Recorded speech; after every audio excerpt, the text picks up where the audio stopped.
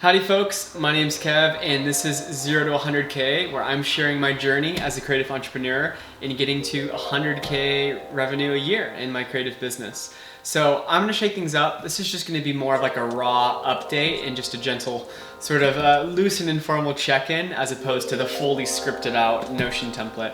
Because I just want to be real with you guys, and this is what feels nourishing to me right now. So I'm going to share a little bit about what I worked on, how much money I made, and a couple of really key things that I'm learning about myself that may or may not pertain to business in the way that you're relating to it. But for me, 100% is the source of all my business breakthroughs. So this last month, August, I only worked on one large project. I had to say no to a big project that I wasn't able to do in the time frame, because of just some constraints in my life that I'll share at the end. But there was one particular morning where I woke up and I was like, today I'm gonna make $10,000. And that was the energy of the morning, and I embodied it and ended up going to check out a project that ended up being a lot bigger than I was initially thinking. You know, it was like over email, it sounded like a really small project. Ended up being really cool potential clients. They were really open to what I've done in the past. They loved my design and just wanted to give me full creative freedom. And I just told her right then and there, like, this is amazing. It'll be $10,000. And she's like, sure, let me write you a check. So that actually was at the very end of July, and then the project carried out through August. So I got paid a little bit in July, and then I got paid the bulk of it in the month of August. So it was my best month yet. I made $7,500 off this one project in just the month of August, and I had a blast. The clients were amazing, had so much freedom. I love the finished pieces. I'll try to throw a couple images up so you can see them. And yeah, it was like a really great, fulfilling project because it was what I was claiming to be pretty much my last creative project as far as metalworking goes, because I lost, for lack of a better term, I lost the space that I was working out of. It was a little barn in my little town here where I was also living, and through a series of really interesting circumstances, which actually is a gift but painful, I had to move out of my home and vacate the premises of where my barn shop was, which is where I ran my business. So I knew it was going to be my last big hurrah, and I just wanted to kind of go out with a bang. I claimed it, you know, and so that was the most money I've ever made in a month in that particular business. So yeah, bittersweet, right? It was my last one. I claimed it. It was an amazing month, but then shit got crazy. So the month turned into a crazy month where at the end, I mean, it was, I'm having to pack up not only like my life, but all of my business, which is heavy equipment, and find out what to do next. So I learned a lot about myself in the process of closing that chapter and trying to open my heart to the next chapter. And to be honest, although it was a gift to have this amazing project, it was so fascinating because it's like, really, like, why now? Like, why now am I finally getting to this place in my business where I kind of have to surrender and create some space? So I created this pressure in my life to really know how to really like make a big decision. Like, okay, I have to move, I have to change my business. What's it gonna be? I'm gonna make a big decision. Am I gonna move? I'm gonna do this and that, go to Europe, all those things. And I was stuck in such indecision. And my nervous system literally was just stuck in a state of like, why are you thinking about that? Because I've already been processing so much in my life for some other circumstances. And I created this artificial indecision and pressure on myself, and I started to believe that I could like make a wrong decision. Like, should I really be shutting down my business? Should I really be maybe moving out of the area? Should I X, Y, and Z? And there was like a lot of like pressure and shame there.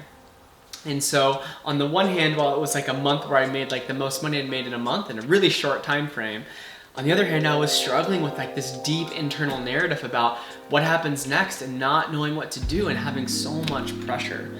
And so, long story short, I ended up making a decision to stay in the town that I temporarily am because of the power of community.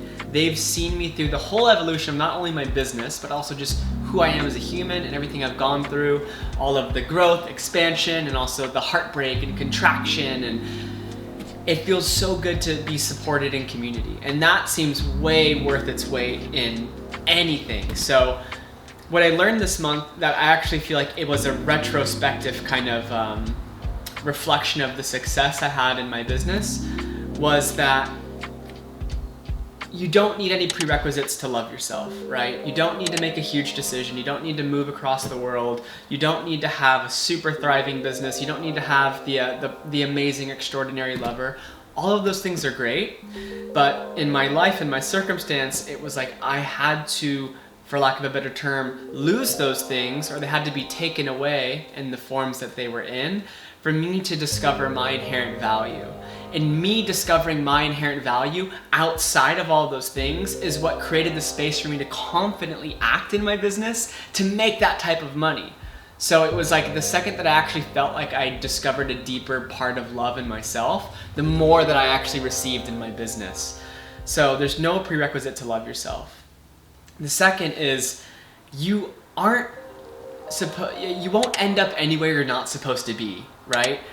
I think so often when we go through like really extreme circumstances in our lives, we have like this regret or the shame, or like, how did I get here? And although those are really natural parts of the process that we have to feel, I don't believe that we would be called to or led or kind of forced into a place without that becoming such a formative opportunity or a doorway, invitation, whatever, to learn more about ourselves, to discover more freedom, and to create the space to step into that next version of ourselves. You know, so I jokingly say with levity, because I know it can be agonizing to be in one of those places, but it's like, if it feels like you're not supposed to be there, it's not the end of the story yet, you know? Despite whatever hardship you might be going through, whatever circumstance you got thrown into, we have a choice in collaborating and perceiving that, right? So we can begin to think of that as something that, okay, this is dense, it's got a lot of pain here, it's bringing up a lot for me. However, like, it is a doorway and it's an opportunity, and I want to keep my heart open to what I can't see. Doesn't make it easier, but I can try my best to just sit with what is and realize that this is helping me become the man I've been wanting to become, and for myself, not for anyone else, just strictly for myself. And lastly, you can't make a wrong decision. The way that I relate to decision making, I often put so much pressure on myself that it has to be at the right time, at the right moment, and that I can do it wrong. And although it's good to have that type of discernment, it really just comes down to like, can you just make a decision with 20% less certainty, but 80% faster, right? Because we intuitively usually know, our gut kind of leans that way. And it's okay to override that from time to time, of course. But to just trust and lean into, for me, my gut was saying, stay supported and be in community. But my mind was saying, no, but you're so free, you gotta go do something huge, you gotta change the outside so much. But I knew subtly, it's like, no, right now I'm really changing the inside. And I can do the outside game too, but that doesn't have to happen right now. And so I felt like as soon as I started to settle into that, I was able to see the world around me much more clearly and receive the abundance, apply myself, make new connections, welcome some crazy miracle energy into my life. And that is all a product of realizing, hey, I can't make a wrong decision. And the decision that feels best is a feeling, not a thought. And we can think our way to some good places, of course, but I'd encourage you to start to experiment with maybe feeling your way through a decision versus thinking your way. And for a man, like, that's become like a really revolutionary practice for me. So nuts and bolts, I worked like a handful of days, but I really enjoyed the work that I did. I maybe worked like 4 or 5 days explicitly on my architecture and design, and I made $7,500. And in preparation to knowing that my time in that barn and that business is kind of coming to a temporary close, I decided to open up and experiment in a new container for myself to really go all in on a digital business, because I've been split and spreading my time in multiple places. So right now I'm in the process of building a digital business in 30 days, where I'm just giving all of my creative energy to this one thing to see if I can get this thing off the ground. And I don't want to share too much about what I'm working on exactly at this moment, because this video could go on and on and on, but I'll do that again in another video for you guys.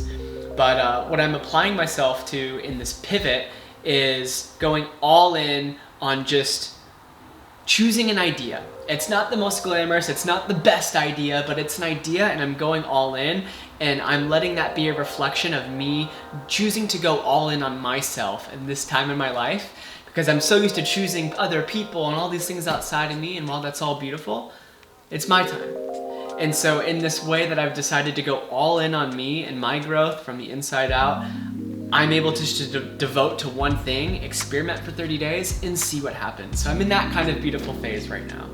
So that's a raw and honest update. I'm in a new space, as you can see, an entirely new home. I'm still in the same town for right now, for short term. And it feels so amazing. You know, I joke with all my buddies that are close to me. They were expecting some crazy thing to happen in my life. I'm gonna go move to Italy, and I'm gonna go to Italy. But I joke with them, I'm like, yeah, pretty much, if you really look at it, all that happened is I moved houses and started going to a different coffee shop. And life feels really, really different. And it's hard, it's difficult to embrace such change so quickly sometimes, but you know what? You don't end up anywhere you're not supposed to be. So I feel like I'm supposed to be right here, right now, and I have these amazing ways to apply myself, and I feel supported in community, closing the chapter of a business as I start a new one. So you guys are gonna get all the raw updates about what that journey looks like for me. So thanks for sticking around. I know this was a lot different of an episode, but yeah, just giving you a real update because it just feels good to be really honest and transparent. So appreciate you all, and have a great rest of your day, evening, morning, whatever you find yourself in, and yeah, yeehaw.